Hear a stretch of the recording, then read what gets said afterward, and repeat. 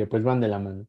Entonces, el día de hoy está programado que iniciemos con sistema nervioso, específicamente en el apartado de las generalidades. Ya por ahí en el grupo les pasé, en este caso, la bibliografía en la que yo me estoy basando, que es AFIFI, pero para ustedes que van apenas estudiando, este, pues, y conociendo la neuro, pues yo les recomiendo que estudien con el VAR o con el SNEL, que son libros pues más sencillos y más digeribles. Ya si quieren aprender más, pues ya les recomiendo el AFIFI. Entonces, también estaré creando el Drive donde vamos a ver las grabaciones para los compañeros que no puedan entrar a las clases. Y ahí les voy a estar subiendo también las lecturas complementarias, que por ahora se los estoy pasando en el grupo. Asimismo, les estaré subiendo ahí los lienzos en el grupo y pues todo el material, ¿no? Quien ya está en el curso sabe que todo pues se va a encontrar en el Drive. Entonces, no hay ningún problema. Y pues bueno, entonces vamos a iniciar con generalidades de sistema nervioso. Ya ahorita yo creo que varios de ustedes en clase ya han de ir un poco más avanzados, a lo mejor en médula espinal, quizá algunos empezaron por áreas de Brodmann. Pero bueno, yo a mí me gusta empezar primero por generalidades y ya posteriormente ir subiendo por médula espinal, luego por tronco encefálico, luego cerebelo, tálamo, diencéfalo, hasta corteza y etcétera. Yo voy de abajo hacia arriba, pero habrá doctores quien les guste ir al revés. Que realmente, pues eso no es importante, porque al final del día, de las dos maneras, está bastante bien. Simplemente que por tradición, pues yo lo doy así. Entonces vamos a recordar un poco de las generalidades del sistema nervioso que ustedes previamente pues ya conocen por pues sus clases que llevaron en algún momento en primer bloque, pero pues no está de más hacer un recuento. Entonces, ya por ahí también les envié la lectura previa de generalidades del sistema nervioso. Está pues muy buena, ¿no? Para ahí les subrayé lo más importante. Pero bueno, el sistema nervioso se puede clasificar y se puede estudiar desde muchos puntos de vista, pero de las más importantes que nos va a estar sirviendo a nosotros es estudiar al sistema nervioso por su localización. Por su localización ya sabrán que se puede dividir en dos sistemas nerviosos. En un sistema nervioso, aquí voy a poner las iniciales, sistema nervioso central y otro sistema nervioso que es el sistema nervioso periférico. Entonces es muy importante que se mantengan muy en su cabecita, mantengan muy bien lo que es sistema nervioso central, lo que no es y lo que ya pertenece al sistema nervioso periférico, porque de ahí vamos a sacar muchos conceptos nuevos. El sistema nervioso central sabrán que va a estar compuesto por todo el encéfalo y en el encéfalo pues vamos a tener al cerebro, al cerebelo, al tronco encefálico, todo lo que vamos a estar estudiando. Y también aquí va a estar participando la médula espinal, ¿no? Que es muy diferente a la médula ósea, ¿no? Hay compañeros que luego llegan a confundir la médula espinal con la médula ósea. Entonces son cosas totalmente diferentes. En el caso del sistema nervioso periférico, este va a estar compuesto de los nervios espinales y de los nervios craneales. En este caso sabemos que tenemos aproximadamente 31 pares de nervios espinales, en total 62 nervios, y los 12 nervios craneales, que si bien es importante saber que son 12, por ahí es más importante pues recordar pues los nombres, ¿no? De estos 12 nervios craneales.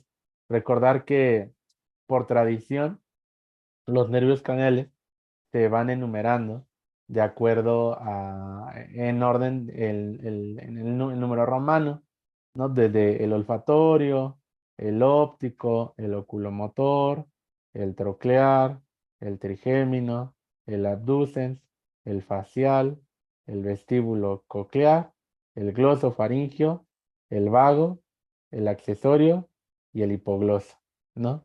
Los 12 nervios craneales que pues ya conocemos, ¿no? Ya esto es pues ya de kinder. Ya sé que ustedes saben más y este bloque pues vamos a estudiar sobre todo los orígenes reales que tienen estos nervios craneales y por ahí también lo que antes se le llamaba el origen aparente. Entonces, esta es la división sencilla, ¿no? De una manera muy esquemática de cómo está compuesto el sistema nervioso periférico. Por aquí también podría yo mencionar que los 31 pares de nervios espinales van a estar compuestos por 8 nervios cervicales, por 12 nervios torácicos, por 5 nervios lumbares y por 5 nervios sacros y un nervio coxígeo. Entonces, si sumamos, esto en teoría tiene que darnos pues 31, ¿no? Los 31 pares.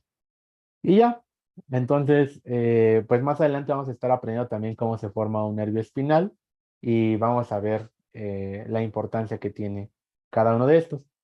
Podríamos realizar, para ir iniciando con los dibujos, podríamos empezar realizando un dibujo del sistema nervioso central, que es lo que ahorita me interesa que aprendan y reconozcan muy bien. Entonces, todo el sistema nervioso central, aquí voy a dibujar de superior a inferior, va a estar compuesto aquí por su encéfalo, por el cerebrito. Ya veremos los dos hemisferios cerebrales. Por aquí estaría el tallito cerebral saliendo, ¿no? Aquí el mesencéfalo, la protuberancia o el puente de Barolio y por último la médula oblongada, ¿no? Recordar que dorsal al tallo cerebral se encuentra nuestro cuarto ventrículo. Aquí estaría el cuarto ventrículo y aquí estaría el cerebro pequeño, ¿no? O el árbol de la vida, también conocido ahí en histología, el cerebelo en esta parte. Y ya después sabemos que la continuación caudal del tronco encefálico es por continuación de la médula espinal. Entonces aquí voy a dibujar a la médula espinal y ya veremos los límites internos y externos, pero uno de ellos sabemos que es el foramen magno por allá, cuando estudiábamos base de cráneo, ¿no? Todos los componentes. Entonces esto es del sistema nervioso central, básicamente. Hay algunas estructuras que no se ven aquí, como por ejemplo el diencéfalo compuesto de tálamos, el hipotálamo, etcétera, pero que pues no es importante ahorita. Lo que yo quiero que ahorita ustedes vean aquí, pues es el sistema nervioso central. Entonces, no es lo mismo que yo esté aquí a estar acá, ¿no? Ya verán ahorita unos nuevos conceptos respecto al sistema nervioso central. Entonces, ahora, una vez que ya sabemos que el sistema nervioso se puede estudiar de esta forma estructural por su localización, también sabemos que el sistema nervioso se puede estudiar respecto a la función. Entonces, la función, voy a poner aquí de este lado, o funcionalmente, se puede estudiar de diferente manera. Pues la clasificación funcional es de la siguiente manera. Vamos a escoger un color verde. Voy aquí a poner una llave verde. Se puede clasificar en un sistema nervioso somático, sistema nervioso somático, y en otro sistema nervioso, que es el sistema nervioso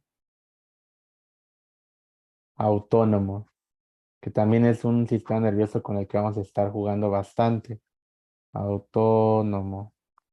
Entonces, el somático es un sistema nervioso encargado de dar la inervación a todas las estructuras derivadas de los somitas.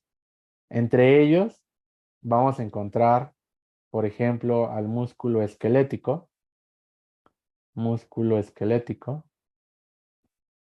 y también por ahí se menciona que es muy importante también para la recepción de los sentidos especiales, sentidos especiales. Y ya, no hay mucho que decir acerca del somático. El que de alguna manera sí es mucho más importante es el autónomo. El autónomo se puede clasificar en dos divisiones, que igual pues ya sé que es repetitivo, ¿no? Ya sé que ya lo vimos desde generalidades, pero no está de más, les digo, dar un repaso. Entonces, el sistema nervioso autónomo se clasifica en el sistema nervioso simpático, que ya el bloque pasado recordarán que al sistema nervioso simpático también se le conoce como toracolumbar, toracolumbar. Y este sistema nervioso toracolumbar o sistema nervioso simpático se le llamó así porque va o ocupa los segmentos medulares de T1 a L2. Por eso de ahí el nombre de toracolumbar. Eh, Entre las funciones que tiene el sistema nervioso simpático, pues sabemos que son bastantes, ¿no? Depende siempre en qué órgano, en qué órgano estemos hablando para hablar acerca de qué función tiene este. Pero, por ejemplo, en las pupilas, pues sabemos que realiza la midriasis. Midriasis. En el corazón genera taquicardia. No sé, en las tripas disminuye la peristalsis. En la vejiga, por ejemplo, relaja al músculo detrusor. Relaja al detrusor. Por ejemplo, en el aparato genital es muy importante para la eyaculación. ¿Qué más? Ya sé. En los bronquios lo que hace es broncodilatar. Entonces hace broncodilatación. Dilatación. Entonces, pues esas son básicamente las funciones del sistema nervioso simpático. Recordar que el sistema nervioso simpático, también conocido como toracolumbar, es un sistema que por excelencia utiliza dos neurotransmisores. Uno de ellos puede ser la adrenalina y otro de ellos puede ser la noradrenalina. Depende de qué sistema se esté hablando, ya que no siempre se utiliza la adrena o la noradrenalina, pero bueno, eso ya es otra historia. Entonces, ese es el sistema nervioso simpático y sus funciones, ¿no? Que ya estoy seguro que conocemos bien. Sin embargo, está la contraparte, quien contrarregula al sistema nervioso simpático, que en este caso, pues será el sistema nervioso parasimpático. Parasimpático. Y el parasimpático, recordarán que también es conocido por muchos como el sistema nervioso cráneo-sacro. Cráneo-sacro. Sacro. Y recordarán que se le llama cráneo sacro porque va de los segmentos medulares de S2 a S4 y también utiliza nervios craneales. Esos nervios craneales que utiliza el sistema nervioso parasimpático, pues igual, ¿no? Desde el primer bloque los comentábamos. El 3, el 7, el 9 y el 10. Lo bonito de este bloque es que se entiende por qué estos nervios craneales son nervios craneales pues parasimpáticos, de cuál es la importancia que tiene cada nervio craneal y su respectiva función parasimpática. Entonces, a lo que vamos a estar estudiando ahorita es también al sistema nervioso sacral, donde vamos a ver pues el origen de las fibras parasimpáticas que vienen de este nivel. Entonces, ahora, de las funciones que tiene el sistema nervioso parasimpático, pues son muy contrarias al simpático las que va a estar realizando. Por ejemplo, igual, este sistema lo que va a hacer es contraer la pupila, entonces va a realizar la miosis. ¿Qué otra cosa? En el corazón, pues va a generar bradicardia.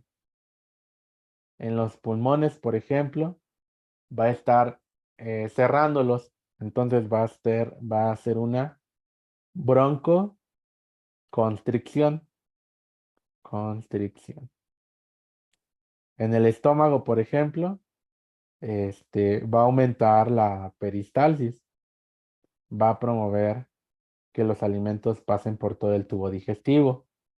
¿Dónde más? En la vejiga, por ejemplo, va a contraer al músculo detrusor para que el paciente pueda orinar. ¿Qué otra cosa? En los genitales, en el genital masculino, lo que va a estar realizando es la erección. Eh, ¿Qué otra cosa? ¿Qué otra cosa? Pues sí, son como pues funciones muy sencillas, ¿no? Y bueno, pues ya, esas serían como las funciones. Aquí, por ejemplo, también podríamos poner que es muy importante para la salivación. Gracias al parasimpático, nosotros generamos saliva y también para llorar, ¿no? Para producir lágrimas. Se activa el sistema nervioso simpático. El vómito, por ejemplo, el vómito también es un reflejo parasimpático. Se le conoce como reflejo vasovagal, ¿no? Es un reflejo que se puede activar por voluntad propia. Muchas veces este reflejo en el consultorio nos es muy útil para los pacientes que tienen taquicardia, este, y no se les baja. Entonces, tener taquicardia sin tener actividad física, pues es algo muy peligroso porque se te puede parar el corazón, y puedes entrar en un paro sinusal y te mueres, ¿no? Entonces, lo que se recomienda hacer es primero medidas generales, como estimular el reflejo nauseoso para hacer una descarga parasimpática y de alguna manera tratar de compensar pues este efecto simpático que tiene el paciente. Muchas de las veces sí funciona, ¿no? Pero es un paciente, obviamente, pues que tiene que estar despierto, ¿no? Si es un paciente que está entubado o que está durmiendo o un niño, pues no vas a hacer que vomite porque lo que vas a hacer pues es de que el vómito se le vaya a la tráquea y se broncoaspire, se va a morir. Entonces, pues son funciones, algunas de las funciones parasimpáticas que nosotros podemos estar estudiando por parte del sistema nervioso parasimpático. Al igual que el sistema nervioso simpático, también va a utilizar neurotransmisores. En el caso del parasimpático, su neurotransmisor por excelencia, perdón, es la acetilcolina. Acetilcolina. La acetilcolina es el neurotransmisor por excelencia del sistema nervioso simpático. Mucho ojo, el sistema nervioso simpático también utiliza acetilcolina, solamente que no lo hace de la misma manera que este sistema nervioso cráneo. Entonces, mucho ojo ahí. Esta es la forma de estudiar. Aquí están preguntando, dice doctor, ¿qué es FM? Foramen magno, ¿no? O foramen occipital. Entonces, esta es una forma de que ya, bueno, ya conocerán en la cual, pues, se puede estudiar al sistema nervioso de acuerdo a su función. En simpático, autónomo, y de hecho, aquí me faltó un tercero. Si ustedes abren cualquier libro de neuro, pueden encontrar que funcionalmente el sistema nervioso, también existe otro sistema nervioso que se llama sistema nervioso entérico. Aquí lo voy a poner. Entérico. Este sistema nervioso entérico es un sistema nervioso que funcionalmente llega a todo el tubo digestivo. Entonces, de hecho, se crea otra clasificación. ¿Se acuerdan, por ejemplo, que el bloque pasado nosotros estudiábamos la inervación de abdomen y pelvis y que estudiábamos por allá al plexo hipogástrico, al plexo aórtico renal, este, a los nervios esplácnicos mayor, menor, mínimo, los lumbares, etcétera. Bueno, todo eso es el sistema nervioso esplácnico, que es un sistema nervioso encargado de irse a tubo digestivo. Realmente, para fines de departamental y en general, nadie le hace mucho caso, ¿no? Solamente los especialistas. No es como que muy importante para fines de nosotros, pero es importante que sepan que existe y la función importante que tiene pues todo esto. ¿Ok? Y ya. Entonces, con esto pues ya acabamos esta introducción acerca del sistema nervioso. Yo creo que es bastante sencilla, por eso no me detengo tanto. Vamos a continuar con la introducción. Vamos a hablar ahora acerca del tejido nervioso. No les voy a dar una clase de histología, pero sí les voy a dar lo básico que yo necesito que sepan para poder, pues yo dar las clases después y puedan entenderme. El tejido nervioso. El tejido nervioso es muy sencillo de dividirlo. Para no complicarnos, nosotros vamos a tener, por un lado, a las células de la glía, ¿no? Y por otro lado, vamos a tener a las neuronas o a la neurona que que es como lo más top, ¿no? Todos queremos tener una célula, una neurona en nuestra vida. La célula glía es como la prole, ¿no? Y la neurona es lo top. Entonces, de las neuronas, de hecho, la palabra neurona fue acuñada por primera vez por un amigo que ya conocen, Waldeyer, es la primera persona la primera persona que utiliza este concepto de neurona. Eh, y bueno, ahorita vamos a hablar de otros autores. Entonces, la neurona se puede clasificar de diferentes maneras. Hay muchas clasificaciones de neuronas, pero la que a ustedes más les va a servir, por lo menos este año, y lo que queda de básicas, es en la neurona. De seguro van a escuchar acerca de la neurona. Voy a poner unipolar, unipolar,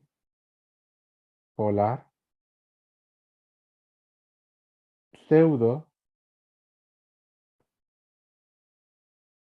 pseudo, unipolar,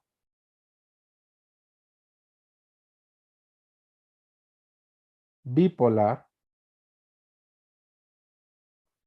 y multipolar.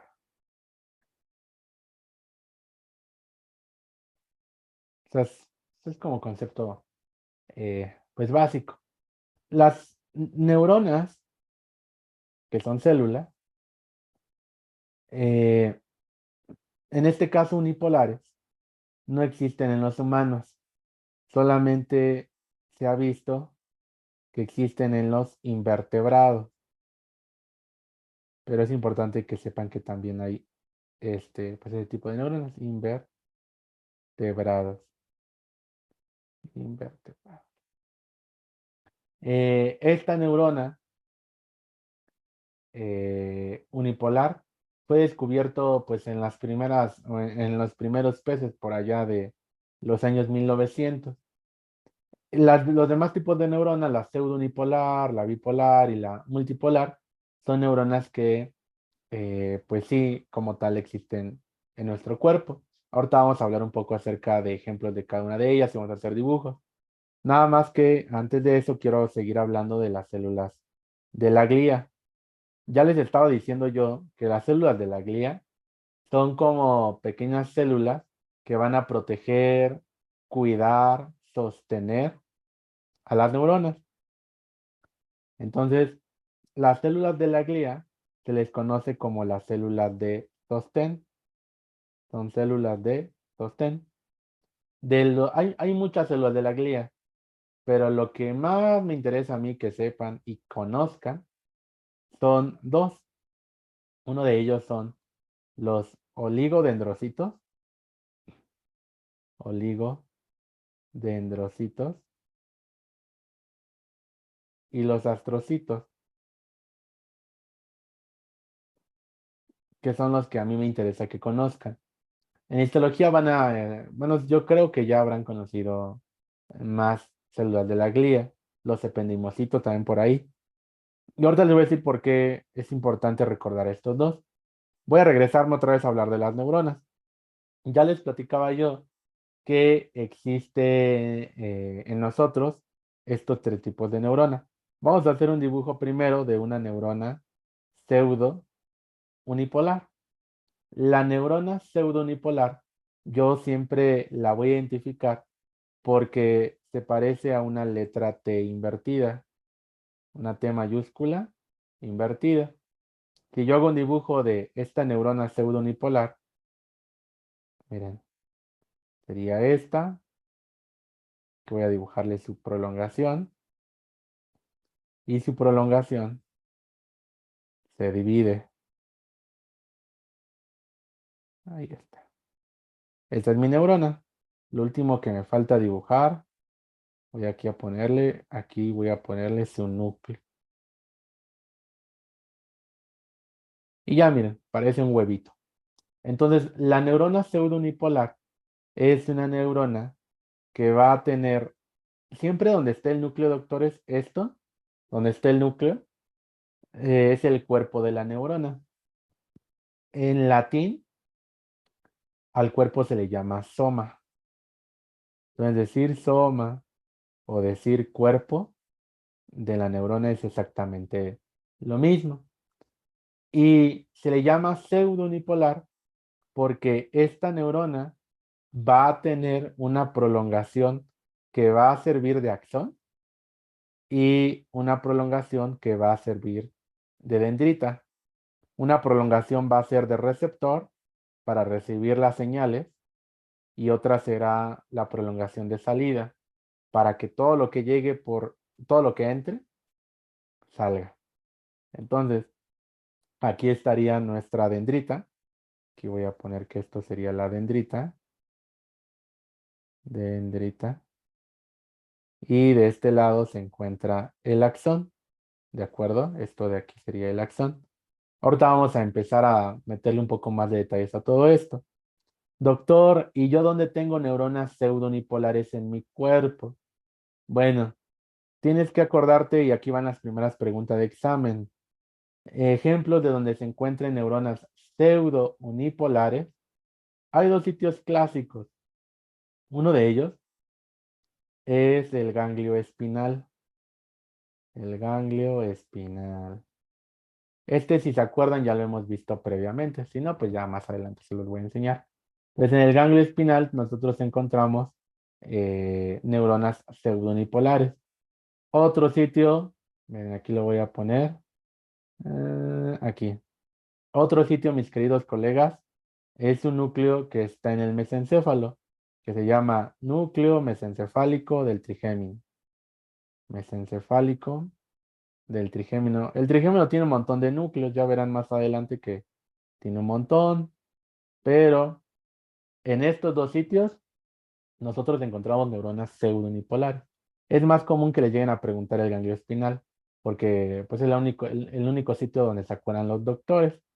Pero ustedes saben otro sitio más a detalle. Bueno, pues esta es mi neurona pseudonipolar que parece la letra T mayúscula invertida. ¿De acuerdo? Acuérdense, la dendrita sirve para recibir los mensajes. Sería nuestro receptor. Y aquí estaría su porción eferente, por donde van a salir los mensajes. ¿De acuerdo? Algo que tienen que saber es que las neuronas, y no se los dije al principio, pero las neuronas son tejidos excitables.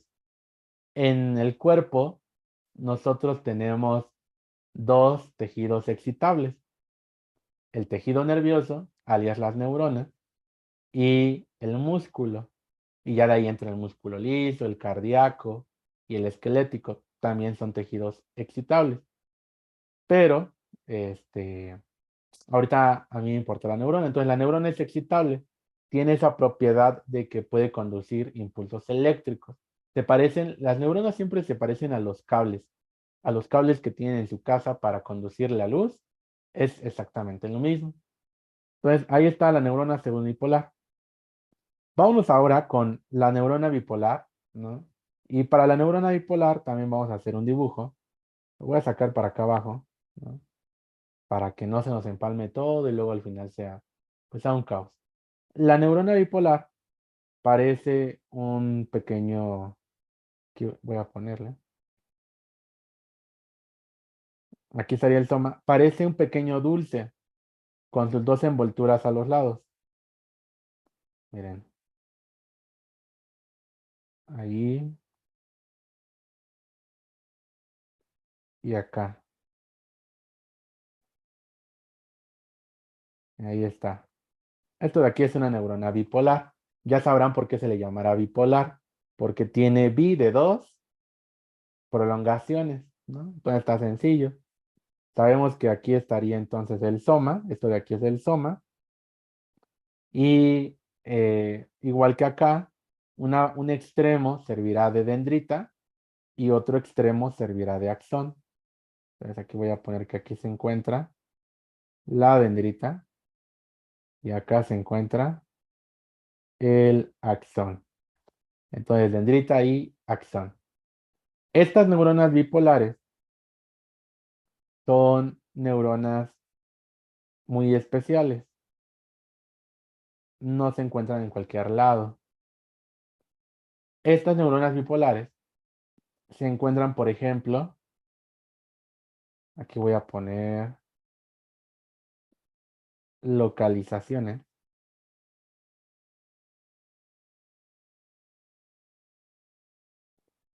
Aquí. ¿En qué lugares se pueden encontrar? Por ejemplo, en el bulbo olfatorio. Bulbo olfatorio. En teoría, las neuronas no se regeneran. ¿Pero qué creen? Las neuronas bipolares que están en el bulbo olfatorio sí se regeneran. De hecho, se regeneran creo que cada 30 días. Pero sí se regeneran. Es algo muy curioso. Se creía que el tejido excitable es era irregenerable, que no se podía regenerar más, pero hoy se sabe que sí. Bueno, ahí en el bulbo olfatorio. Quién sabe dónde está el bulbo olfatorio, pero olfatorio me suena a nariz, entonces va a estar en la nariz. Otro sitio son los conos y bastones. Los conos y bastones. Este bloque vamos a ver la vía visual. Los receptores de la vía visual son los conos y bastones, son receptores de luz. Entonces, pues ahí eso también son neuronas bipolares. Otro sitio, por ejemplo, son los ganglios vestibulares. Ganglios vestibulares y los ganglios cocleares. Ganglios cocleares. Ahí está. Entonces, tenemos bulbo olfatorio, conos y bastones, ganglios vestibulares y ganglios cocleares. Esos son los sitios donde tenemos neuronas bipolares. ¿De acuerdo? Bueno, pues ya llevamos la pseudo, la bipolar. ¿Tienen dudas hasta aquí, doctores? ¿Vamos bien? ¿Alguien quiere preguntarme algo? Digo, sé que son generalidades, pero aún así, Todo bien, Doc. sí. Bueno, Yo nada más que en mi escuela estábamos comentando, mi maestra de inmuno decía que las neuronas están, o sea, en general todas sí se regeneraban, pero aún seguían como en estudio, pero tiene una regeneración mucho más lenta que todas las células del cuerpo, vaya. ok, gracias, doctora. No sabía que teníamos compañeros de segundo año. Gracias por aportar algo. Si conocen más del tema, pues igual pueden aportarlo. No lo sé todo, así que pues la aportación está bastante bien, ¿no? Gracias. Hay una pregunta de la doctora Mayoral. Sí, adelante. Bueno, es que nuestro doctor nos decía que las neuronas unipolares son lo mismo que las pseudounipolares. Son diferentes. Son totalmente diferentes. Entonces, pero bueno, para los exámenes de él sí, son iguales, ¿no? Pero usted ya aprendió que son neuronas diferentes. ¿De acuerdo? Eh, ¿Alguien más tiene alguna otra duda? ¿Vamos bien hasta acá? ¿Sí? Bueno, Sí, Sí, todo bien. doctor. voy a continuar entonces. Voy a conseguir ahora con las multipolares. Estas son las más interesantes, pero además de aquí me voy a agarrar para hablar ya de otras cosas del axón que no he platicado tanto de él. Las neuronas multipolares se caracterizan por tener múltiples dendritas, por eso se llaman multipolares. Entonces podríamos dibujar una neurona multipolar de la siguiente manera. De igual manera voy a dibujarle aquí su soma, en esta parte de acá, miren, aquí estaría el soma. Y aquí voy a ponerle el núcleo. Entonces aquí voy a poner que se encuentra el soma y voy a dibujar las dendritas por acá. Entonces, estas neuronas multipolares son o han sido a lo largo del año, los años, muy estudiadas porque tienen una configuración pues bastante interesante. Parece como si esta neurona estuviera despeinada, ¿no? Yo siempre las he visto así, que son neuronas que de alguna manera están despeinadas en esta forma, así, así y, y así, ¿no? Cuando se estudia a las neuronas multipolares, los científicos encuentran que en las dendritas hay unas pequeñas espinas, como si fueran, como si fueran espinas de una rosa, y en unas microfotografías realmente se observan de esta manera, a las cuales se les conoce con el nombre de espinas dendríticas. No tienen mucho que se descubrieron, pero son muy interesantes porque se cree que las espinas dendríticas, son sitios donde hay muchos, así muchos canales de calcio, canales de calcio, canales de sodio. Déjenlo, pongo un poco más abajo, está medio chueco. En las espinas dendríticas hay muchos canales de sodio. Ustedes ahorita pues no conocen realmente cómo se genera un impulso eléctrico, pero los canales de sodio son muy importantes para que se generen los impulsos eléctricos, sobre todo en las fases de inicio donde pues se genera este impulso. Entonces las espinas dendríticas, se ha visto que quien tiene más espinas dendríticas tiene más conexiones neuronales y unas conducciones abocadas más rápidas. Entonces esas son las dendritas, ¿no? Por eso al tener múltiples dendritas se le conoce como una neurona multipolar. Eh, y bueno, ya aquí está el soma, ¿no? Ese es el soma. Ahora, aquí voy a dibujar el axón. Siempre el axón, lo primero que sale del axón es un pequeño conito. Antes de salir propiamente el axón, sale un cono que se conoce con el nombre de cono axónico. Entonces, espérenme, lo dibujé muy ancho. Voy a ponerlo un poquito más delgado.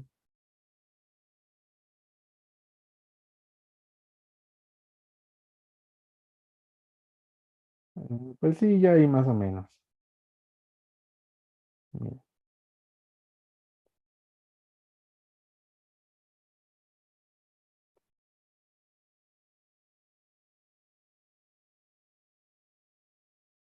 ahí está. Creo que me quedó igual, pero no pasa nada. Entonces, miren, aquí se encuentra el cono axónico. Axónico. Y ya posteriormente, después se continúa el axón. Yo siempre creía que el axón al final tenía un botón que se conoce como botón terminal, pero eso es mentira. Hoy yo ya sé que el axón en su porción distal se ramifica. Aquí miren. Ah, miren, aquí se empieza a ramificar. En esta parte de por acá. Se empieza a ramificar así como si fuera un arbolito. Y una vez que se ramifica, empieza a tener varios botones. Y ya son varios botones terminales. Diosito o quien nos haya creado Hizo esto porque así tenemos una mayor área de distribución. Por ejemplo, imagínense que esta fuera una neurona y este axón llega al músculo esquelético, pues al tener varias ramificaciones, así puede llegar a más fibras musculares, ¿me explico? Y tener una mayor área de control. Entonces, la porción distal de donde se ramifica el axón y donde está esta ramificación, se le conoce con el nombre de botones terminales. En los botones terminales varía mucho el número realmente, pero en los botones terminales, si yo pudiera hacer el zoom de un botón terminal, vería algo parecido a esto. Miren, eso sería como un zoom de una bolita de acá. La importancia de los botones terminales es de que en los botones terminales se almacenan las vesículas de los neurotransmisores, que pueden ser un montón, que pueden ser varios neurotransmisores. El neurotransmisor clásico, el que siempre se habla más en los libros, es la acetilcolina, ¿no? Entonces aquí estaría almacenada la acetilcolina. Y tiene lógica, porque cuando se liberan estos neurotransmisores, pues ya la acetilcolina se pega en el músculo esquelético para pues activar los diferentes canales y generar la contracción muscular. Entonces, mi punto ahorita es que pues nada más recuerden que estos botones terminales de los axones pues son importantes para tener una mayor área de superficie y también para almacenar las vesículas de los neurotransmisores, que en este caso les puse el ejemplo con la acetilcolina. Ahora, si no fuera, por si fuera muy poco esto, los axones también se encargan, perdón, también tienen en su interior una envoltura, nada más que esta envoltura, permítame, creo que me llamo un doctor.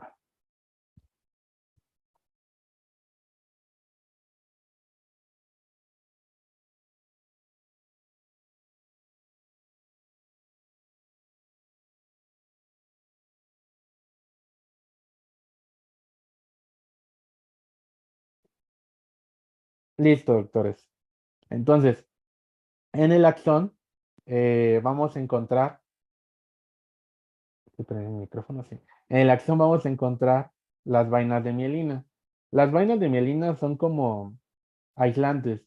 Si alguna vez han encontrado en su casa un cable pelón que no tenga el hule, el plástico o la envoltura, este, y le ponen cinta de aislar para que no les dé toques, hagan de cuenta que eso es la vaina de mielina. Entonces, miren, aquí en teoría hubiera dibujado más largo mi axón y me hubieran cabido más vainas de mielina, pero pues no pasa nada. Miren, aquí voy a dibujar. Esto de aquí es mi vaina de mielina. Esto es mi vaina de mielina. Ahí está. Entonces las vainas de mielina se localizan siempre en los axones. Vaina de mielina. Y aquí vienen pues otra cosa importante. Las vainas de mielina, no nacemos con las vainas de mielina. En el primer año de vida, nuestro cuerpo mieliniza todas las neuronas del sistema nervioso. Entonces esto es muy importante porque el tener vainas de mielina hace que los impulsos eléctricos se conduzcan más rápido. ¿Nunca se han preguntado qué pasa cuando tocan la plancha caliente y no pasan ni 2 segundos cuando quitan la mano? Esa conducción fue muy rápida para ser consciente de que estaba caliente y quitar la mano. Entonces la vaina de mielina es muy importante porque los impulsos eléctricos son bastante rápidos gracias a ellos. De hecho, hay una clasificación de las neuronas en neuronas que tienen mielina, que tienen poca mielina y neuronas que tienen mucha mielina. ¿Cuáles creen que sean las neuronas que conduzcan muy lento? Pues las que no tienen mielina. La vaina de mielina está hecho de esfingolípidos eh, y es producida pues por diferentes células. Y aquí vienen más preguntas de examen. Aquí depende si nosotros estamos en el sistema nervioso central o en el sistema nervioso periférico. Y estas sí son preguntas también de anato y también de histo. Son clásicas. En el sistema nervioso central, quien produce las vainas de mielina son los oligodendrocitos. Oligodendrocitos.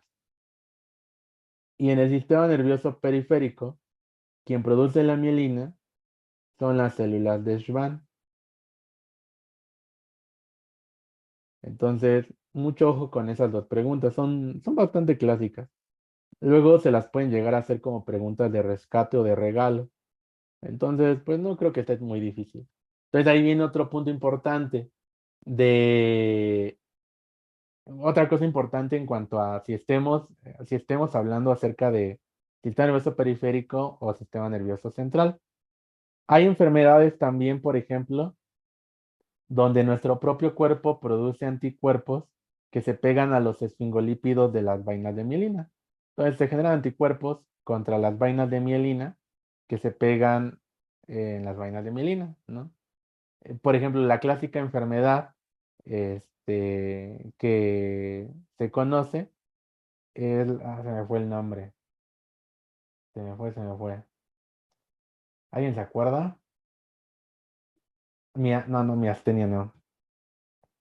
Lo tenía aquí en la punta de la lengua. Bueno, ahorita en lo que me acuerdo se lo digo, ¿va? Bueno, y así se pueden producir enfermedades. También, por ejemplo, lo que hacía la polio, bueno, vamos a hablar más adelante del virus de la polio, era comerse también neuronas o parte del soma de las neuronas motoras. Entonces, pues así puede haber diferentes enfermedades.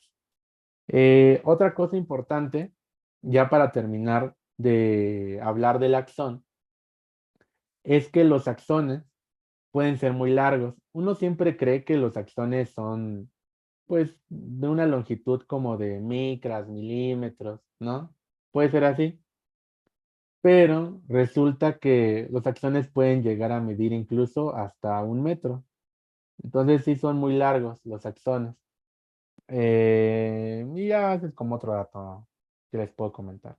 Por aquí ya están haciendo comentarios que puede ser, la esclerosis múltiple es una de ellas, ¿no? La esclerosis múltiple, este, es una clásica también. Pero había otra, ya se me olvidó. A otra si me acuerdo hablamos.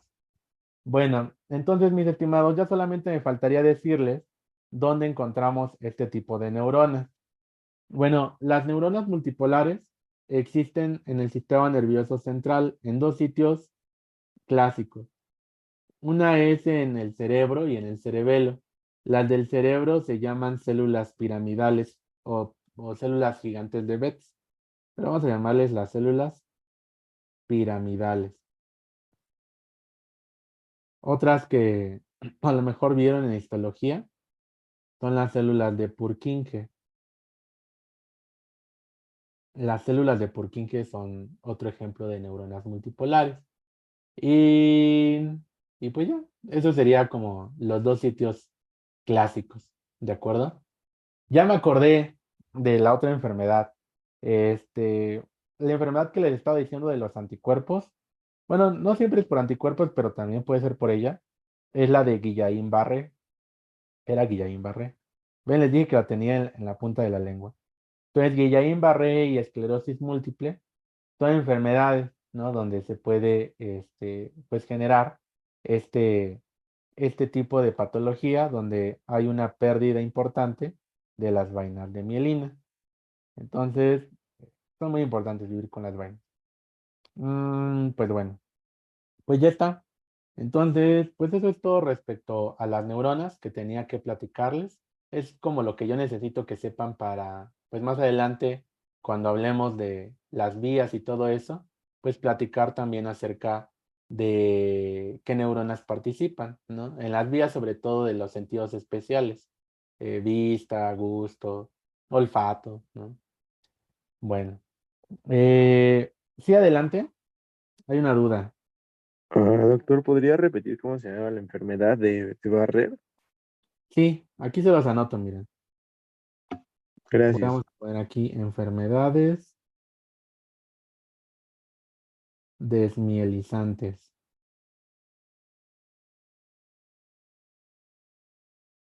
Una de ellas es la de esclerosis múltiple.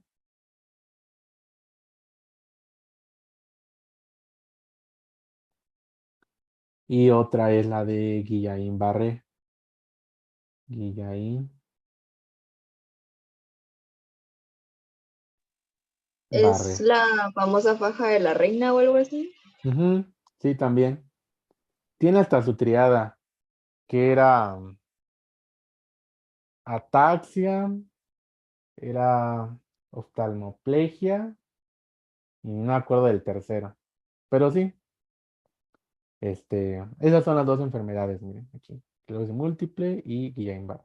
Vamos a estar viendo más enfermedades a lo largo del curso. No son preguntables de examen realmente, pero pues sí es para que vean que todo tiene una aplicación.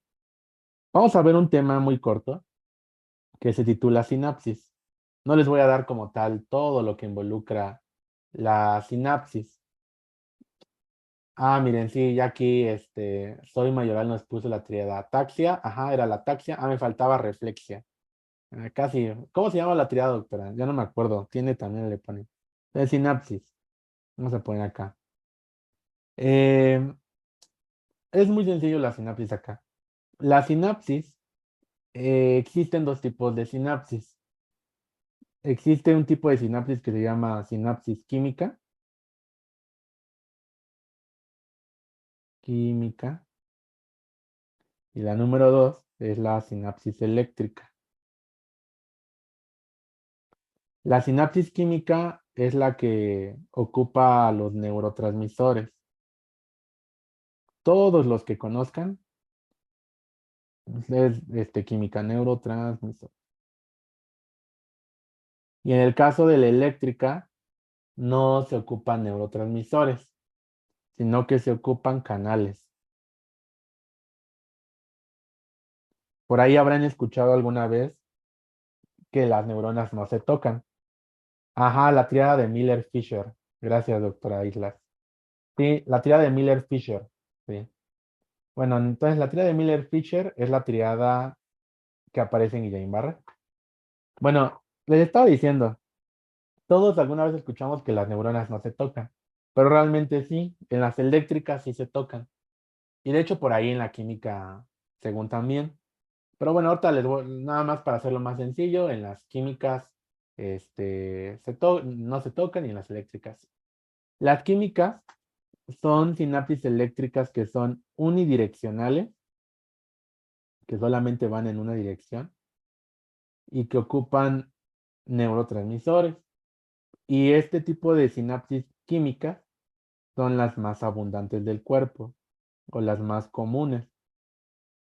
Por eso también, pues, han sido las más estudiadas. De hecho, este término de sinapsis fue acuñado por Santiago Ramón y Cajal. Santiago Ramón y Cajal fueron dos científicos que aportaron mucho a pues en general a todo, a la neuro, sobre todo en el caso de la fisiología nerviosa, aportaron bastante. Una sinapsis química, si nosotros hacemos un dibujo, sería más o menos así. Se compone de una neurona presináptica y de una neurona posináptica. Miren, que de hecho se parecen como patitas de elefante, o yo siempre lo he visto así.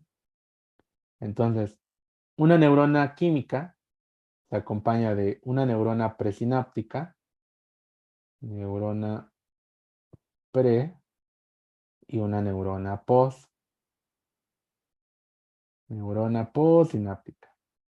Y el espacio que está entre las dos neuronas o los dos botones terminales, también se les puede llamar botón presináptico y botón postsináptico. El espacio que está entre estos se les llama hendidura sináptica. Y en la hendidura sináptica es donde van a pasar los neurotransmisores. Igual, ¿no? Acetilcolina, ¿no? Aquí. Y así se comunican las neuronas. Yo les digo que sinapsis químicas son unidireccionales porque solamente van en una dirección. No pueden ir de reversa o no pueden ser bidireccionales. ¿Me explico? Entonces, pues ahí está. Esa es una neurona, esa es una sinapsis química. Es lo básico nada más que tienen que recordar para conmigo, ¿no? Y en el caso de las sinapsis eléctricas, pues igual podríamos hacer un dibujo, ¿no? No es tan difícil. Este, voy aquí a poner, aquí está mi botón terminal y aquí estaría. Aquí no se pasan, neurotransmisores. Aquí lo que se pasan son voltajes. Pues ahí más o menos. A ver. Esos son los canales. Entonces el impulso eléctrico puede ir así o puede ir así, de las dos maneras, ¿no? Bidireccional. Esa es la ventaja de usar una sinapsis eléctrica, que son bidireccionales. Y la desventaja, pues ya les dije, que son comunes. Eh, y pues ya, si te tocan y pues todo eso. En fisio van a estudiar más acerca de sinapsis, mucho, mucho más. Esto es como nada más lo que tienen que saber. Y bueno, una vez dicho esto, podríamos hablar acerca también de conceptos que quiero que queden claros, porque son conceptos que vamos a estar utilizando a lo largo del curso, sobre todo en vías. Ahí están las sinapsis. Entonces, vamos aquí arriba.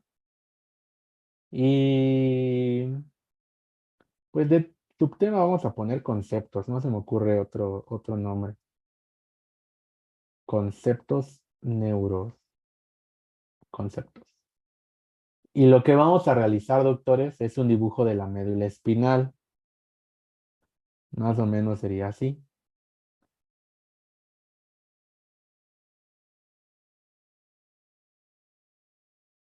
Ahorita es un dibujo chafa, ¿verdad? Porque tendríamos que dibujar las intumescencias y todo eso, pero, pero no lo necesitamos. Todavía no. Entonces, esto es la médula espinal. ¿Ok?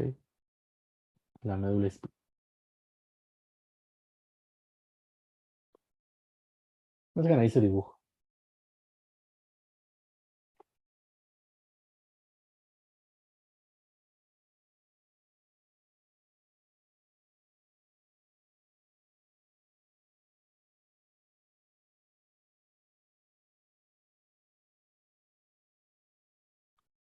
Aquí preguntan sobre micobacterias, que cómo afectan a las células. No sé específicamente bien al sistema nervioso. Lo que sé es de que las micobacterias se fagocitan, o bueno, sí, son fagocitadas por los macrófagos y estos macrófagos se activan y entonces lo que hace un macrófago activado es empezar a producir citocinas proinflamatorias que destruyen el parénquima o que causan inflamación aguda. Este, y las bacterias nunca pueden fagocitarse dentro del macrófago porque evitan la fusión del fagosoma con el lisosoma. Entonces no se forma el fagolisosoma.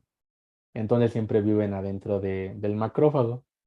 Entonces, como se reproducen adentro del macrófago, llega un punto en el que el macrófago se llena de muchas micobacterias adentro de él y revienta y se vuelve a repetir el proceso. Llega otro macrófago, las fagocita y luego otra vez revienta. Pero con las neuronas no sé. Me imagino que debe ser más o menos el mismo mecanismo. Cuando ya se disemina la lepra, También bueno, se habla de una lepra secundaria, así como la tuberculosis. Pero bueno, vamos a continuar. Entonces, ¿qué conceptos quiero que manejen ustedes? Quiero que manejen, y aquí vuelvo a hacer énfasis en que tienen que aprender muy bien lo que es sistema nervioso central y lo que es sistema nervioso periférico. Voy a empezar con un concepto básico. Yo ya les dije que una neurona común y corriente tiene que tener, pues, somas, ¿no? Tiene que tener un soma. Pues miren, aquí esto es un soma, esto es un soma y esto es un soma. Aquí estaría una dendrita, aquí otra dendrita, parecen ojos, ¿no? Entonces, esto es un soma, ¿de acuerdo? Y yo tengo un conjunto de somas. Este mismo conjunto de somas, lo que me falta dibujarles ahora aquí sería su axón. Miren, este es un axón, este es otro axón y este es otro axón. Estos axones se dirigen a otras neuronas que están aquí afuera. Bien, aquí está esta neurona. Podríamos decir que es una neurona pseudonipolar.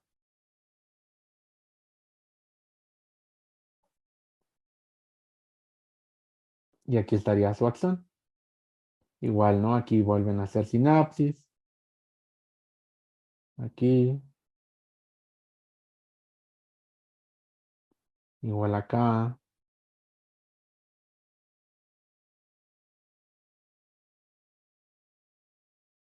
Y aquí.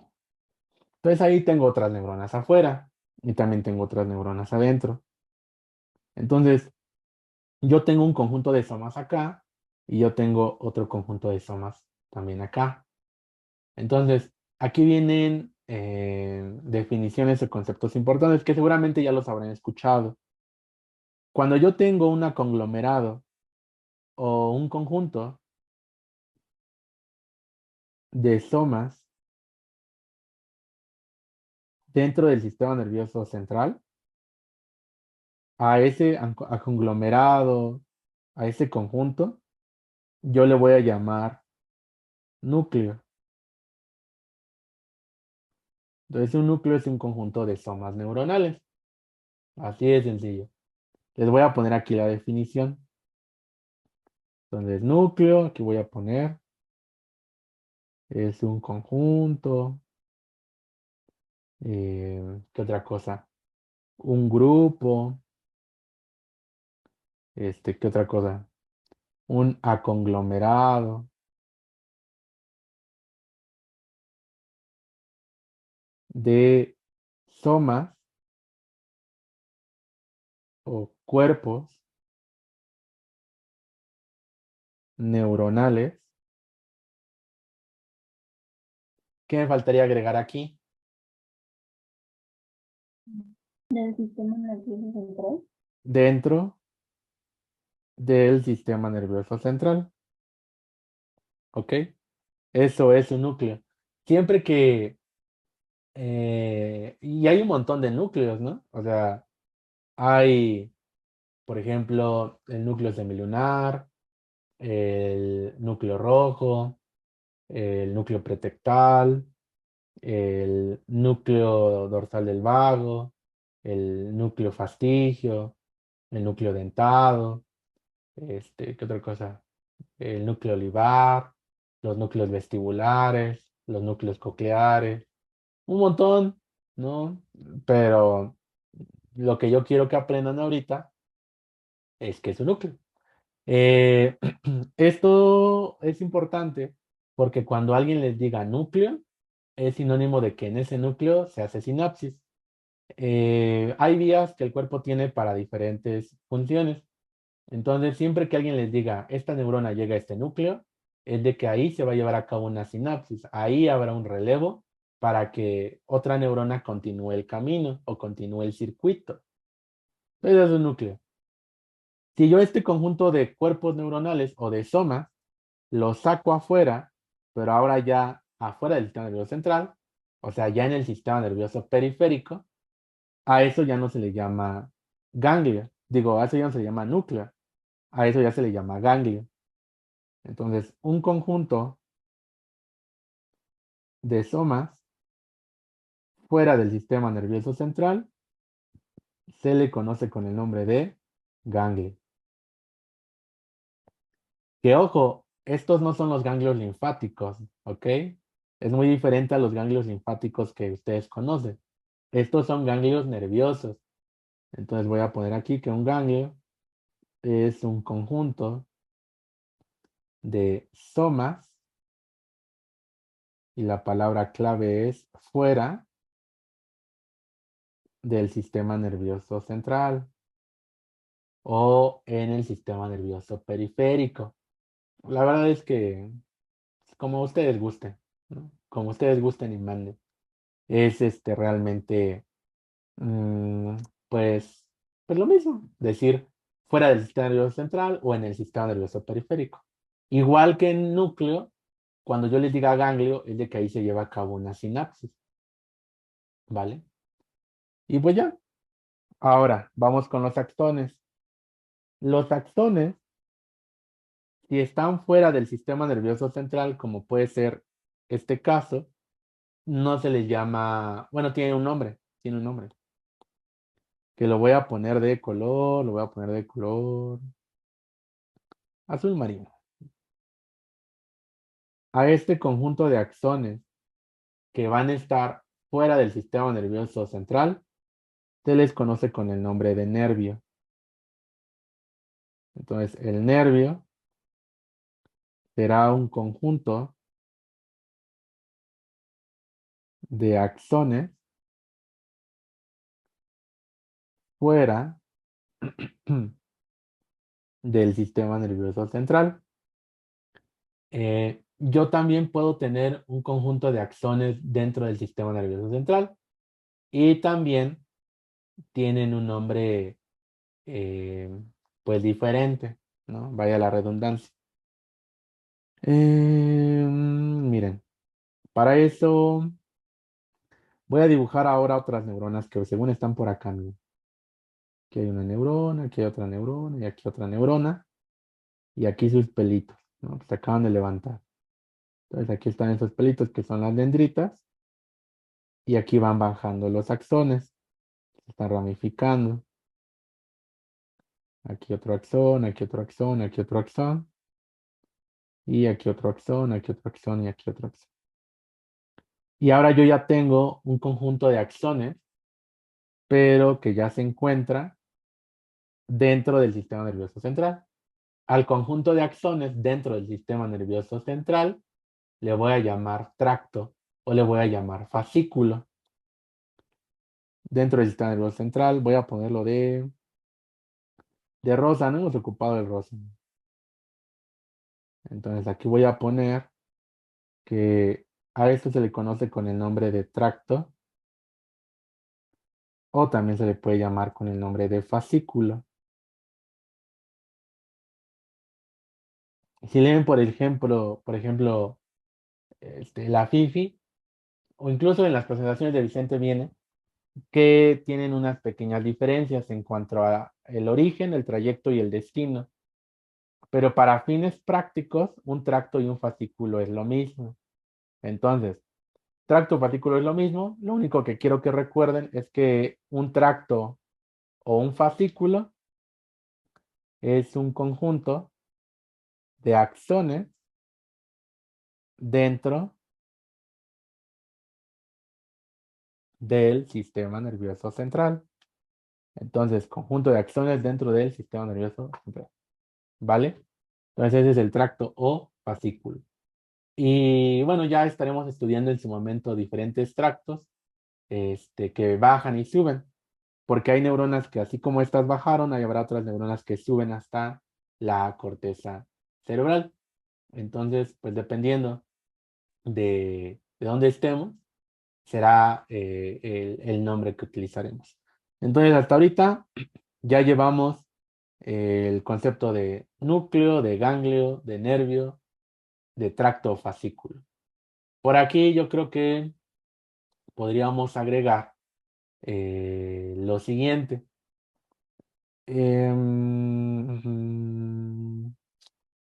Ya estos conceptos se los voy a poner aquí afuera. Hay un concepto que recibe el nombre de, se los voy a poner, bueno, aquí, mira. Este concepto se llama columna y otro será el concepto de cordón o también llamado funículo, que no es lo mismo que fascículo. La columna, los voy a separar. La columna se define como un conjunto de núcleos.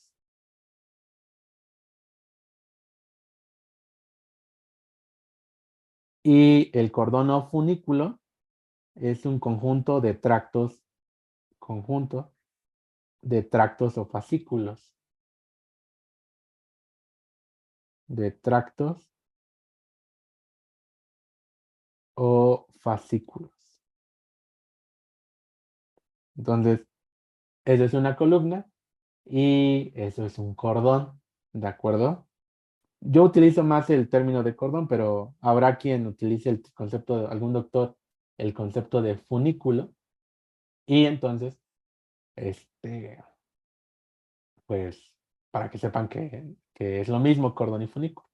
No fascículo, ¿eh? Entonces, hasta ahorita ya llevamos esos conceptos. Yo creo que con eso ya es más que suficiente, pues para ir sentando las bases. Ahora, ¿tienen dudas hasta aquí? Yo sí, doctor. Entonces había comentado que el núcleo y en el ganglio se lleva a cabo la sinapsis, ¿verdad? Ajá, se llevan a cabo sinapsis. Ok, bien, gracias. Ujú. Muy bien. Mm, creo que ya. ¿Vamos bien? ¿Alguien tiene alguna otra duda? Todo va bien? ¿Sí? Sí, Doc, todo bien. Bueno, miren.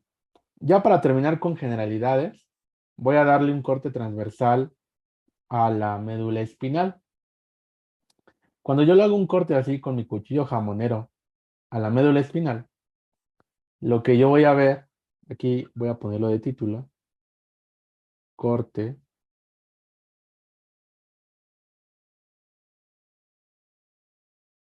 transversal de la médula espinal. Lo que yo voy a ver siempre es esto. Bueno, no siempre, pero ahorita sí. Me salió medio. Ahí está. Y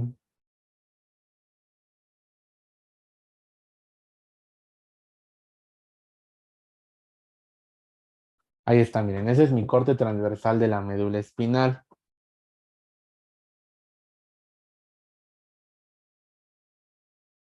Ahí está. Entonces, pues nada más hagan esto.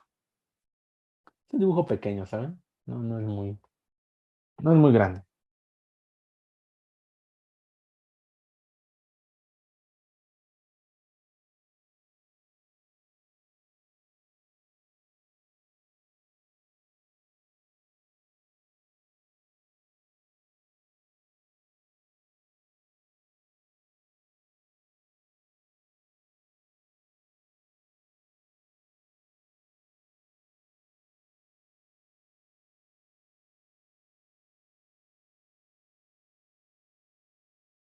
¿Listos? Ahí va entonces.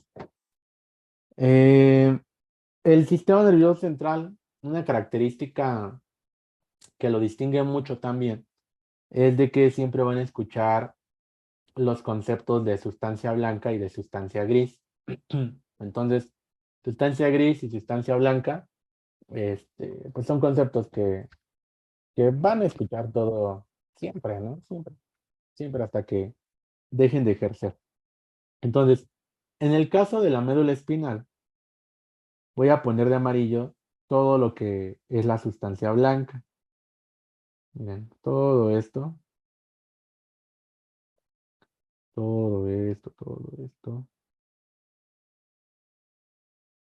de color amarillo. Vamos a poner que es la sustancia blanca. En este caso, se dice que la sustancia blanca es periférica, porque está en la periferia de esto, que será la sustancia gris, que ahorita la vamos a colorear. Ahora, ¿por qué a la sustancia blanca se le llama blanca? Bueno, resulta que si yo pudiera hacer una vista microscópica de la sustancia blanca de cualquier corte, de cualquiera de estas partes, lo que yo voy a encontrar ahí serán puros axones. Puros axones. No voy a encontrar somas, no voy a encontrar dendritas, solamente voy a encontrar axones. Entonces, los axones, recordarán hace rato, yo les dije que se caracterizan por tener mielina. Entonces, los axones, como tienen mielina, le dan el color blanco a la sustancia blanca. Entonces, la sustancia blanca es blanca porque el color se lo da la mielina. Entonces, siempre donde alguien les diga, aquí podemos ver sustancia blanca, automáticamente van a pensar en mielina y automáticamente van a pensar en axones. ¿De acuerdo? Lo que quiere decir que aquí van puros axones, no van ni somas, no van ni dendritas, nada. ¿Ok? Eso es importante. Ahora, aquí voy a poner ahora de color gris todo lo demás que queda. Ya todo esto es la sustancia gris. Entonces aquí voy a poner que esto de aquí ya es la sustancia gris. ¿De acuerdo? Y en la sustancia gris, lo que nosotros vamos a encontrar son somas. Es decir, si yo voy a encontrar somas en la sustancia gris, muchos somas, es decir, indirectamente voy a encontrar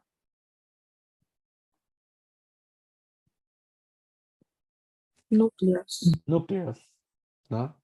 Aquí en la sustancia gris, todos estos puntitos rosa son núcleos, ¿de acuerdo? Entonces todo esto, núcleos, núcleos, núcleos, núcleos, núcleos, núcleos, núcleos, núcleos, núcleos, núcleos, núcleos, núcleos, núcleos. Y vamos a ver que una persona que no le gustaban los gatos, ¿no? Y entonces lo que hizo fue quitarle la médula espinal a muchos gatos y lo que hizo fue ordenar los núcleos que hay aquí en la sustancia gris, que tiene forma de letra H, y los enumeró del 1 al 10, que son las láminas de Rexet. Entonces, pues no se pierda más adelante las láminas de Rexet y vamos a hablar acerca de los núcleos que se encuentran acá en la sustancia gris. Entonces, bien, como dijo la doctora, si aquí hay somas, por lo tanto también vamos a encontrar pues los núcleos. Vamos a encontrar núcleos, ¿vale? Y así es como se organiza el tejido nervioso en la médula espinal. La sustancia gris está central y rodeando la sustancia blanca, que es periférica. En el encéfalo se invierte. La sustancia gris es cortical o es periférica y la sustancia blanca es central. Pero bueno, solamente quiero que recuerden pues, lo que ya les comenté, ¿no? De blanco por mielina y gris hay núcleo. Eso es todo. Bueno, pues creo que ahí vamos, doctores, creo que ahí vamos. Entonces, este, pues vamos bien hasta aquí. ¿Nadie tiene dudas? ¿Todo bien, profe? ¿Sí? Todo Bueno, bien. sí. Bueno, pues ya casi acabamos con generalidades, ¿ok? Voy a dar la última parte ya de generalidades, ya para pasar con el primer tema fuerte, que es médula espinal. El siguiente tema y último a tratar de generalidades son receptores. Esto también se ve en histología, pero pues por si las moscas, igual lo voy a ver con ustedes. Los receptores.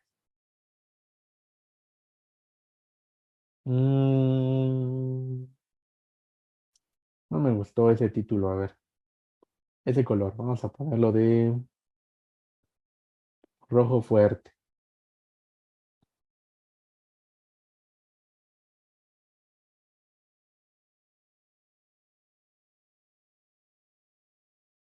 Ahí está. Entonces, vamos a empezar con el tema de receptores. Para empezar, como siempre, ¿no? Como cualquier maestro aburrido, ¿qué es un receptor? ¿No? Y eso es algo importantísimo, la definición. Entonces, siempre han existido definiciones, pero yo creo que esta es la que se acerca más a lo que es un receptor. Un receptor se traduce o se define como un transductor biológico, biológico que convierte un estímulo. Ese estímulo, doctores, puede ser dolor, puede ser presión, puede ser vibración, puede ser movimiento, puede ser sonido, puede ser un sabor, un olor, temperatura, una luz, etcétera. El estímulo puede ser cualquiera de esas cosas en impulsos eléctricos. En impulsos eléctricos. Entonces, eso, mis queridos colegas, es un receptor, un transductor biológico. Hay muchas formas de clasificar a los receptores.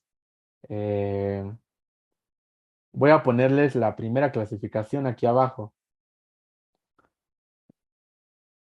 La clasificación que voy a enseñarles es de acuerdo a la localización que tienen esto. Vamos a tener una clasificación que se acompaña, o bueno, van a estar en 3 apartados. Vamos a tener los exteroreceptores, exteroreceptores, los propioceptores, propioceptores, y por último, los interoreceptores. Entonces tengo exteroreceptores, propioceptores y interoreceptores. Si pudiéramos definir cada uno de estos, es muy sencillo realmente. Exteroreceptores, un receptor que capta un estímulo, que capta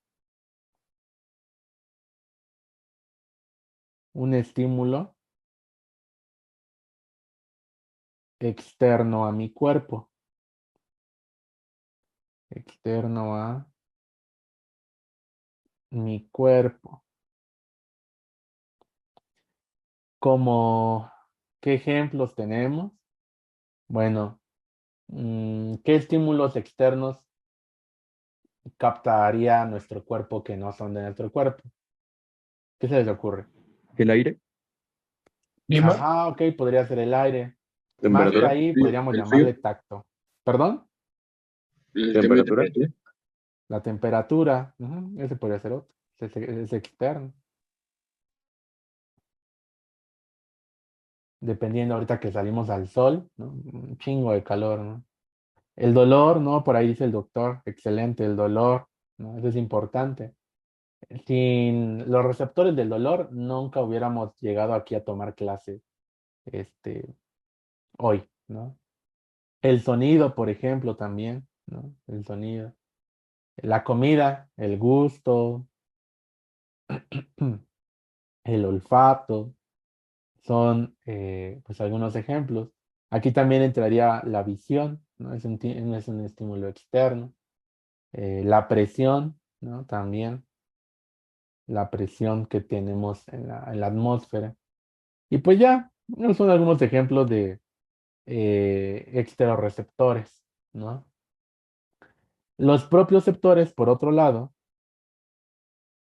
son receptores que, como su nombre lo indica, propio de mí, ¿no? Propios míos. Los propioceptores son receptores que van a estar transduciendo el movimiento que yo haga en el espacio o el movimiento de mi cuerpo. ¿No? ¿Sabían que tenemos receptores en músculos, en tendones y en articulaciones? Todos esos receptores son importantísimos porque gracias a estos propios receptores que están en estos sitios, pues nosotros, en ligamentos, ¿no? Pero gracias a estos tipos de propioceptores que están en estos sitios, doctores, pues nosotros somos conscientes hasta dónde hacer ejercicio. Por ejemplo, gracias a estos propioceptores, nosotros sabemos cuando nos da un calambre, o cuando tenemos un esguince, o cuando tenemos una contractura cervical, ¿no? ¿Qué otra cosa? Cuando, por ejemplo, antes cuando daban bolsas en el súper y ya salías de comprar y llevabas tus bolsotas, ya había un tiempo, pues más o menos de media hora, 20 minutos, en el que si mantenías las manos flexionadas cargando tus bolsas, había un momento en el que ya te cansabas y querías estirar, ¿no? Quien te da esa sensación consciente son los propioceptores. Y así, ¿no? Les puedo poner varios ejemplos. Entonces, los propioceptores son muy importantes para eso, para saber hasta cuánto ya se fatigó el músculo o el tendón, ¿no? O la articulación, en nuestro caso, ¿no? Si te la luxas, por ejemplo, jugando o en una caída. Y bueno, pues ya esos son los propioceptores. Por otro lado, vamos a tener los interoreceptores, que están, pues, muy sencillos realmente. Son, son receptores que están igual en el interior de nuestro cuerpo, pero lo que ellos van a transducir, van a sensan oxígeno, o sea, gases, oxígeno, CO2 y presión arterial. Entonces, es lo que sensan, oxígeno, CO2 y presión arterial. Hay dos ejemplos bastante clásicos que seguramente ya recordarán desde el primer bloque. Vamos a tener por un lado aquí los quimiorreceptores y los varoreceptores. Varus viene del latín de presión, ¿no? Varo, receptor. Entonces, los que van a sensar la presión, pues varus de presión, entonces varoreceptor. Y quimiorreceptor, pues de sustancias químicas, ¿no? De quimiorreceptores, ejemplos de quimiorreceptores, vamos a tener al cuerpo carotidio.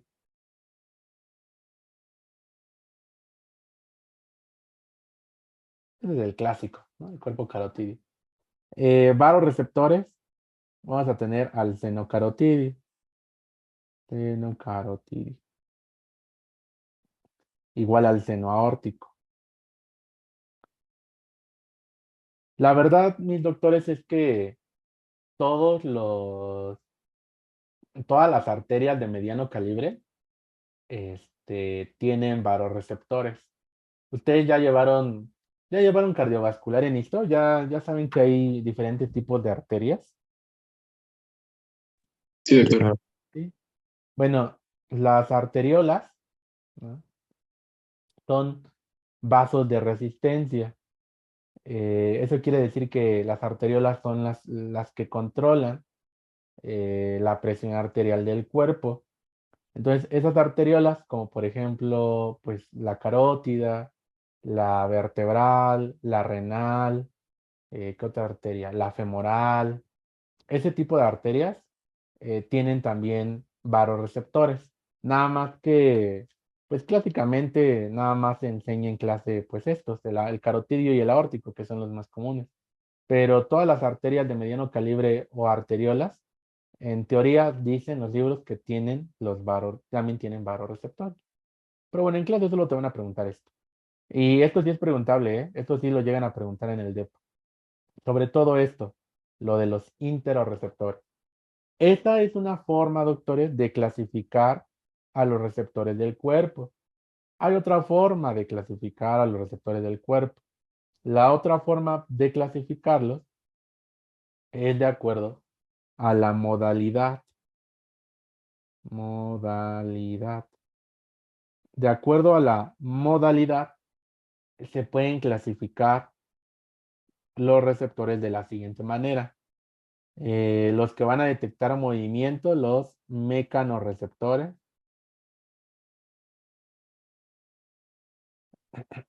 Los que van a detectar, por ejemplo, luz, que son los conos y bastones.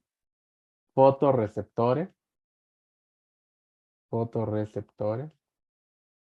Antes a estos también se les llamaba, ¿cómo? Electromagnéticos, algo así. Que captan ondas electromagnéticas. Como dato curioso. Los que van a detectar temperatura, los termorreceptores. Termorreceptores. ¿Qué otra cosa? Los de que sensan sustancias químicas, quimiorreceptores. Por ejemplo, en la lengua nosotros tenemos quimiorreceptores. Mm, ¿Qué otra cosa? Varoreceptores, los de presión. ¿Alguien sabe cómo se llaman los receptores del dolor? ¿Tenemos receptores del dolor en el cuerpo? Nociceptores. Ajá. Tenemos a los nociceptores. Entonces aquí voy a poner nociceptores. Los nociceptores son los receptores del dolor, que de hecho también pueden encontrarlos con el nombre de terminaciones nerviosas libres. Terminaciones nerviosas libres. Vamos a ver la vía del dolor, ¿no? Obviamente el dolor físico, ¿no? Tengamos que hablar del dolor emocional. ¿Qué sucede en el dolor emocional? Este, y pues ya. Otro nombre más fácil, por ejemplo, para los receptores del dolor, pues receptores del dolor, ¿no? Pero obviamente en el examen te lo llegan a preguntar más así o así, ¿no? Este, en este caso. Bueno, ¿y qué otra cosa? Pues ya la última clasificación es un poco, pues no compleja realmente, pero para eso tenemos que hacer un dibujo. Mm, Voy a dibujar una neurona. Vamos a dibujar neuronas pseudonipolares. Que voy a dibujarle su... Disculpe, los o mecanorreceptores, perdón, ¿qué decía que daban? No la noté. ¿Qué tipo de receptores son? De los mecanorreceptores. Ajá, sí, movimiento. Ok, gracias. Ujú. ¿Qué estaba diciendo? Ah, sí, miren. Vamos a hacer un dibujo así. Vamos a hacer dos, miren, pero yo voy a hacer trampa. Y no se puede. A ver, pegar. Miren, así. Y color morado, no. Rojo, aquí vamos a poner esto. Hagan dos dibujos así. Nada más que uno va a ir así.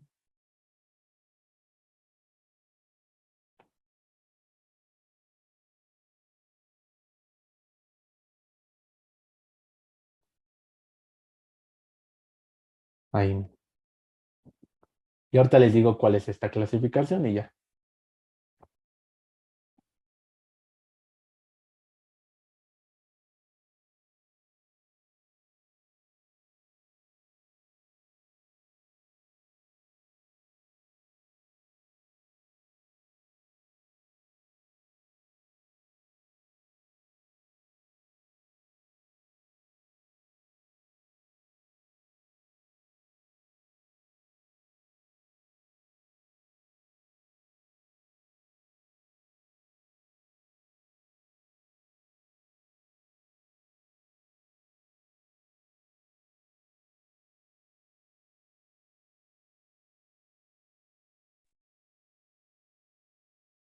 ¿Listos?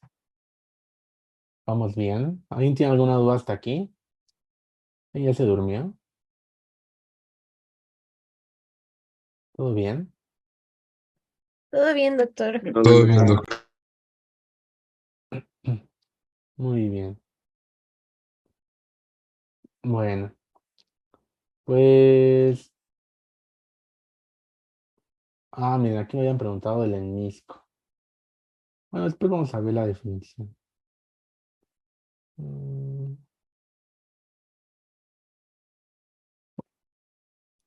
La siguiente clasificación es la siguiente.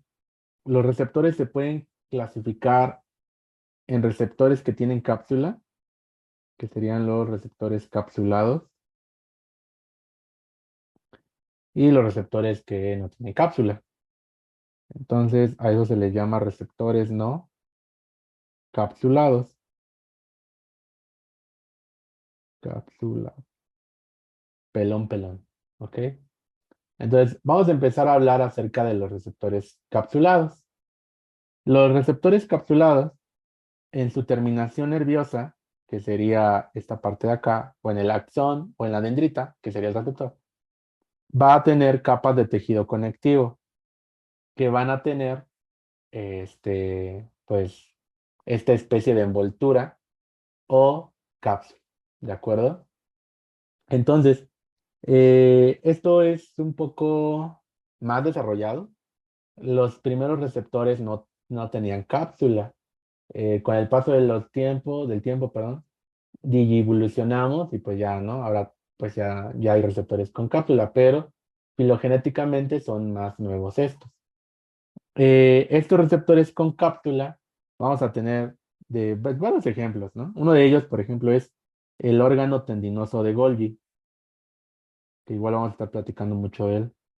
Tendinoso, el órgano tendinoso de Golgi, ¿no? Con la pata de Golgi.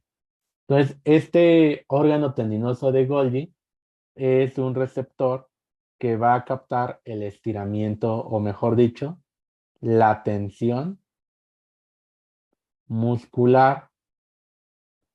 Entonces, este es un ejemplo. Por ejemplo, el órgano tendinoso de Golgi, cuando nosotros estamos haciendo, ¿qué les gusta? Pesas, ¿no? En el gimnasio. Aquí voy a dibujar un huesito. Ahí está el húmero. Está mi húmero. Y hagan de cuenta que aquí voy a dibujar un tendón. Es un tendón. Y aquí voy a dibujar una fibra muscular. Y aquí voy a dibujar otro tendón.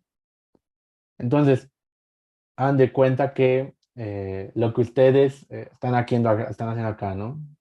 Unas pesas, ¿no? Y entonces el órgano tendinoso de Golgi está en los tendones. Está captando qué tanto se estiran los tendones. ¿De acuerdo? Doctor, ¿y por qué será muy importante eso? Porque a lo mejor puede ocurrir una desgracia y a lo mejor hay un momento en el que tu tendón se estira tanto que se fractura un cacho de hueso y este cacho de hueso se desprende, ¿no? Y pues ya, ¿no? Valió. Esto sí existe, esto es realico, ¿no? Como el meme. A esto se le conoce con el nombre de abulsión. Las abulsiones es cuando se desprende un cacho de hueso o se desprende el origen del músculo con todo y hueso, ¿no? Y el tendón, ¿no? Eso es abulsión.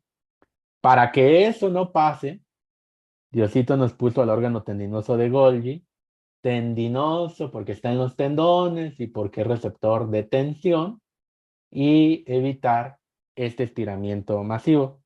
Por eso, este órgano tendinoso de Golgi ha evitado que nos genere una abulsión. Bueno, luego vamos a tener otro ejemplo que es el uso neuromuscular.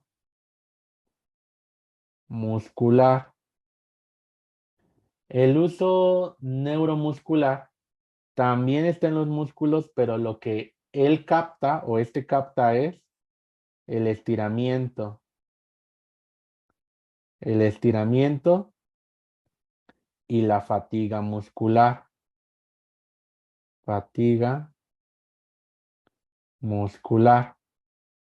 Si un día, por ejemplo, se han van al mercado y regresan con muchas bolsas, hay un momento en el que su manita ya se cansa un montón, ya se cansa mucho, y ya lo que quieren es estirar la mano, porque el músculo se fatiga de contraerse mucho tiempo. Si un día, por ejemplo, no sé, hacen a cualquier ejercicio como abdominales, ¿no? Hay un momento en el que ya se cansan, porque ya sus músculos ya se fatigaron, ¿no? Entonces, se requiere una relajación muscular para volver a generar lo suficientemente tensión y que se contraiga el músculo. Ese es otro ejemplo, pero es más entendible con el de las bolsas. ¿Qué otra cosa entraría aquí? Ah, miren, aquí entraría también el corpúsculo de Krauss. Corpúsculo de Krauss. El corpúsculo de Krauss es un receptor para la temperatura, específicamente para el frío. Aquí también entra el corpúsculo de Meissner.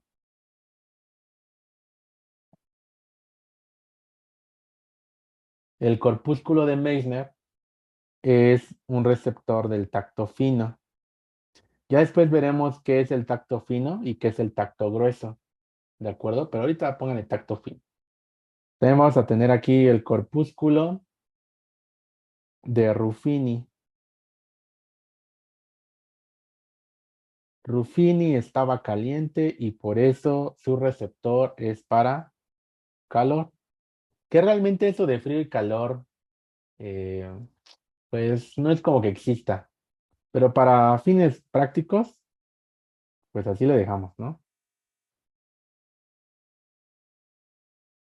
El corpúsculo de Ruffini y cuál me ah, ya, el de la pasión. El de corpúsculo de Pacini. Pacini. El de Pacini es el receptor para la vibración. Vibración. Entonces, Pacini, pues fue muy famoso. Es el que también descubrió es el, ¿cómo se llama? Vibrio cólera. Él fue el primero en descubrir la bacteria que produce el cólera. Entonces, acuérdense, Pacini, eh, yo siempre la asociaba a que de cólera y siempre lo asociaba a la pasión de Pacini porque usó vibrador y de la vibración, ¿no? Entonces, ese es otro ejemplo de receptor capsulado, ¿ok? Y pues ya, eso sería todo respecto a los capsulados, según yo. De los no capsulados no tenemos mucho, pero sí tenemos los más antiguos filogenéticamente que nos trajeron hasta el día de hoy aquí. De los no capsulados, doctores, vamos a tener al disco de Merkel. Y en el disco de Merkel, o los discos de Merkel son para el tacto grueso y tacto fino. ¿Qué más aquí? Ah, miren, lo que decía hace rato, los nociceptores. Nociceptores. Entonces, los nociceptores o los receptores del dolor son receptores que no tienen cápsula. ¿Qué otra cosa? Hay unos que se acaban de descubrir, perdón, que son los receptores peritraqueales. Peritraqueales. Estos receptores peritraqueales, doctores, son receptores que están pues en la tráquea, en el cilio, están en los cilios. Y lo que ellos hacen son receptores del movimiento que genera estos cilios. Y si entra un cuerpo extraño a la vía aérea, luego detectarlo y activar el reflejo tusígeno. Esos son unos que no tienen mucho de los de los que se ha estado hablando. Y bueno, esos serían los receptores que no tienen cápsula. No son muchos si se dan cuenta. Y, y, y ya, pues ya, eso sería otra clasificación de los receptores. Si se dan cuenta, pues no es tan difícil, ¿no? Pues ya, acabamos con generalidades y estamos listos ahora sí para entrar pues a médula espinal. ¿Tienen alguna duda hasta aquí? ¿Quieren que repita algo? Yo tengo una duda. ¿Para qué sirve la cápsula? ¿Para captar eso? O sea, como el tacto fino y así. Ujú. Las cápsulas que tienen los receptores son, por lo general, este tipo de receptores, bueno, el de Krauss, Meissner, Ruffini, son receptores que están en la piel. Entonces, para evitar que se les genere un daño directo, este tipo de cápsula sirve o funge de protección. Entonces, de esta manera, pues no se lesionan tanto. Y además, aparte de protegerlos, ayuda a que los impulsos se transmitan de diferente manera. En el caso de la vibración o el tacto, pues que los impulsos se capten de diferente manera. De hecho, cada tipo de receptor tiene una configuración diferente en cuanto a que no todos son así. Aquí lo hice de una manera muy sencilla, pero si pudiéramos ver cada tipo de receptor, están acoplados a diferentes capas de la piel y además, pues tienen diferentes capas de tejido conectivo. Entonces, pues ya, eso sería como la función de la cápsula y que son más recientes, ¿no? Gracias, doctor. Ujú. Bueno, está muy bien. Eh, um, bueno, pues ya ahí vamos. El día de mañana vamos a estar platicando acerca... ¿Qué otra pregunta? Dicen que a qué se refiere el tacto grueso y tacto fino. Les digo que después vamos a ver cada definición del tacto, pero a grandes rasgos, el tacto fino o epicrítico es el tacto que nosotros podemos focalizar en un sitio, en un área.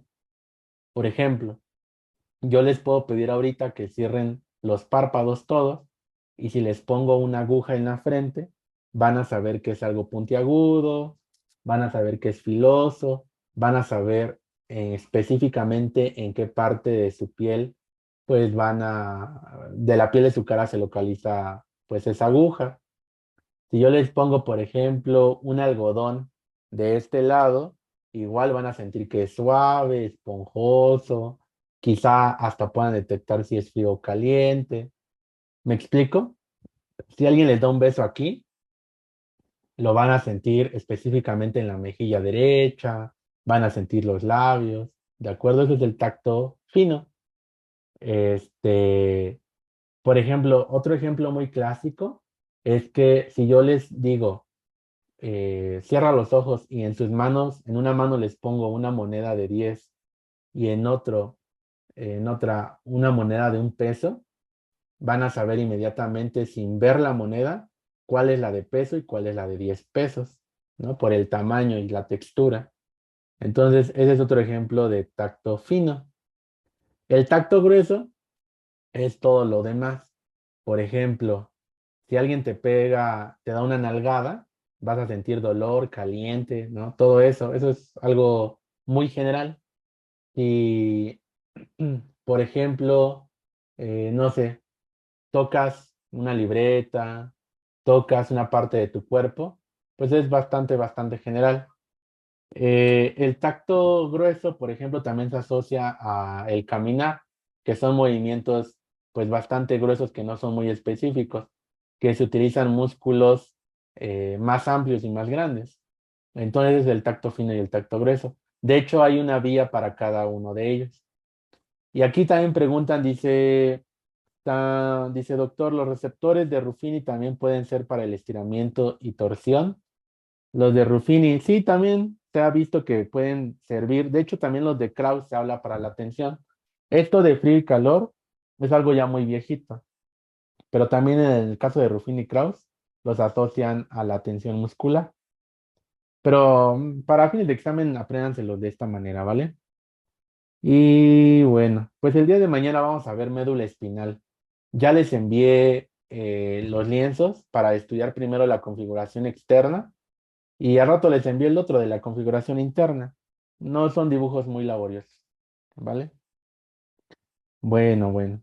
Entonces nos vemos mañana, doctores. Cuídense mucho, que tengan un buen sábado. Descansen. Gracias, Gracias. doctor. Gracias. Gracias, doctor. Hasta Gracias. luego. Gracias, Doc, que tenga buen día. Igualmente. Hasta luego, Cuídense. Doc. Bye, bye.